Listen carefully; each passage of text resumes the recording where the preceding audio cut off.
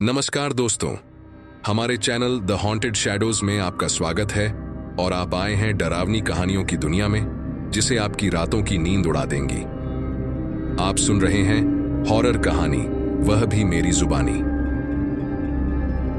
दोस्तों, आज मैंने आप लोगों के लिए खौफनाक और सस्पेंस से भरी हुई एक कहानी लेकर आए हैं। कहानी शुरू करने से पहले मुझे आप सबसे छोटी सी रिक्वेस्ट है कि अगर आप मेरे चैनल पर नए हैं तो मेरे चैनल को सब्सक्राइब करना और मेरी वीडियो को लाइक भी करना।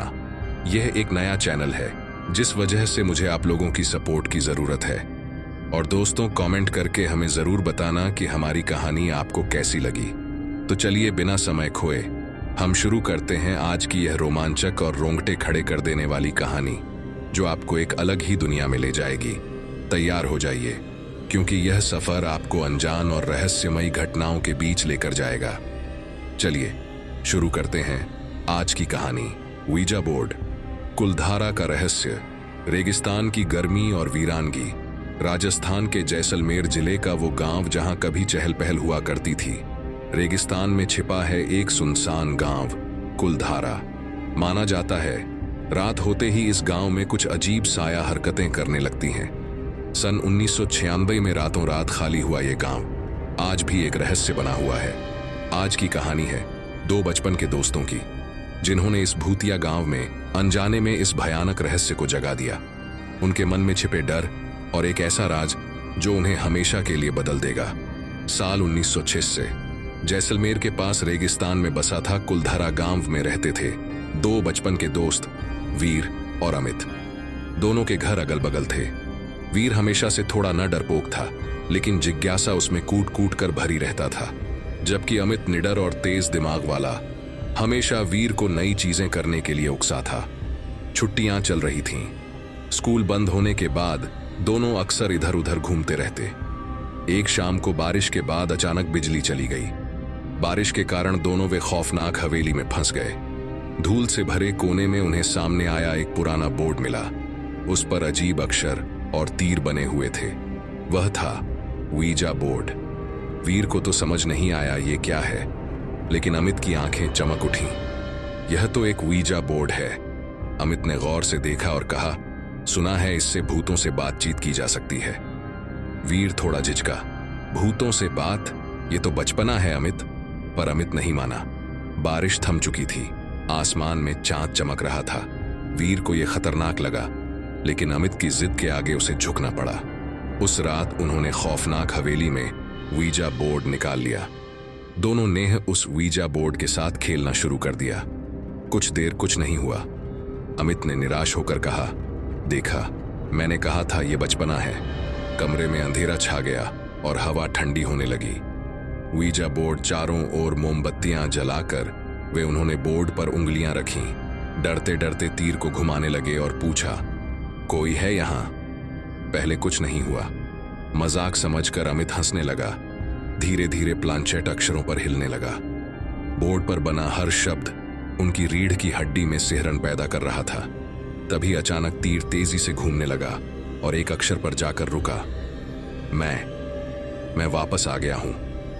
अमित को मजा आ रहा था, लेकिन वीर बुरी तरह घबरा गया। वह बोर्ड से दूर हट गया और अमित को भी रुकने के लिए कहा। अब ये नहीं रुकेगा। बोर्ड पर ये शब्द बने। वीर की सांसें थम गईं। अमित भी सन्न रह गया। एक ठंडी हवा कमरे में भर गई। अचानक हवा में तेज झोंका आया और दिया बुझ गया। कमरे में अंधेरा छा गया। वीर और अमित दोनों का दिल दहल गया। डरते डरते उन्होंने पूछा, आप कौन हैं? जवाब आया, मैं कुलधारा का रक्षक। डर के मारे वीर और अमित ने बोर्ड को हटा दिया, लेकिन अब देर हो चुकी थी। रातों रात अजीब चीजें होने लगीं। अस्पष्ट सी आवाजें, अचानक हवाएं। अमित को दीवारों पर खरोंचने की आवाजें आईं। कुछ देर बाद दिया जलाने की कोशिश में वीर को दीवार पर एक पुराना नक्शा मिला। उस नक्शे में कुलधारा गांव का एक छिपा हुआ रास्ता दिखाया गया था। हर तरफ सन्नाटा था, सिर्फ हवा की आवाज। उन्होंने हिम्मत जुटाकर सवाल पूछे। बोर्ड के जरिए जवाब आते रहे। जवाब देने वाली आत्मा ने बताया कि वो सालों पहले इस गांव की रहने वाला था। गांव वालों पर जुल्म करने वाले राजा के कारण उसे मौत मिली थी। कुछ समय तक वीर और अमित हर रात वीजा बोर्ड से बात करते। पूछताछ करते वक्त हवा में एक ठंडी सी लहर दौड़ी। दिया की लौ बुझ गई, अंधेरा छा गया। चीख निकलने से पहले ही किसी ने उन दोनों का मुंह दबा लिया। कुछ देर बाद होश आया तो वे दोनों खौफनाक हवेली के फर्श पर पड़े हुए थे। दिया जल रही थी, मानो कुछ हुआ ही ना हो। भयभीत होकर वीर और अमित ने बोर्ड को जल्दी से बंद कर दिया। वीर और अमित चीखते हुए कमरे से बाहर भागे, मगर अब देर हो चुकी थी। घटना के बाद वीर बीमार पड़ गया। उसकी बड़बड़ाहट से पता चला कि कोई उसे रात में परेशान कर रहा है, पर अमित के दिमाग में सवालों का तूफान मचा रहा था। अमित को एहसास हुआ कि उन्होंने कुछ गलत किया है। उसने वीर को ठीक करने और भूत को शांत करने का फैसला किया। उसने पुरानी किताबों में कुलधारा के बारे में पढ़ना शुरू किया। पता चला कि सालों पहले जालिम राजा ने कुलधारा गांव को तबाह कर दिया था। अत्याचारी राजा के कारण मेरी मौत हुई थी। गांव के लोगों ने रातों रात कुलधारा छोड़ दिया था। अब वह अपनी आत्मा से बदला लेना चाहता है। तब से गांव वीरान है। माना जाता है कि वहां उसकी आत्मा रहती है। अगले कुछ दिनों तक गांव में अजीब घटनाएं होने लगीं। रात में चीख पुकार, अजीब सी आवाजें और हवा में उड़ती हुई चीजें। वीर और अमित बुरी तरह सहमे हुए थे। उन्हें समझ नहीं आ रहा था कि क्या किया जाए। अगले दिन गांव के बुजुर्ग बाबा रामदास को यह सब पता चला। उन्होंने बताया कि वीजा बोर्ड से बात करना खतरनाक होता है। आत्मा को शांति दिलाने के लिए एक पूजा करनी होगी। पूजा के दौरान अजीब सी घटनाएं घटीं, लेकिन आखिरकार बाबा रामदास ने उस आत्मा को शांत कर दिया। वीर और अमित धीरे धीरे ठीक हो गए। उन्होंने वीजा बोर्ड को हमेशा के लिए गांव के बाहर दफना दिया। गांव में शांति लौट आई, लेकिन कभी कभी रात में रेगिस्तान की हवा में उन्हें एक फीकी सी आवाज सुनाई देती है। क्या वो आत्मा वाकई शांत हो गई थी, या फिर ये उनकी कल्पना का खेल था? ये सवाल आज भी कुलधारा के रेगिस्तान में गूंजता रहता है।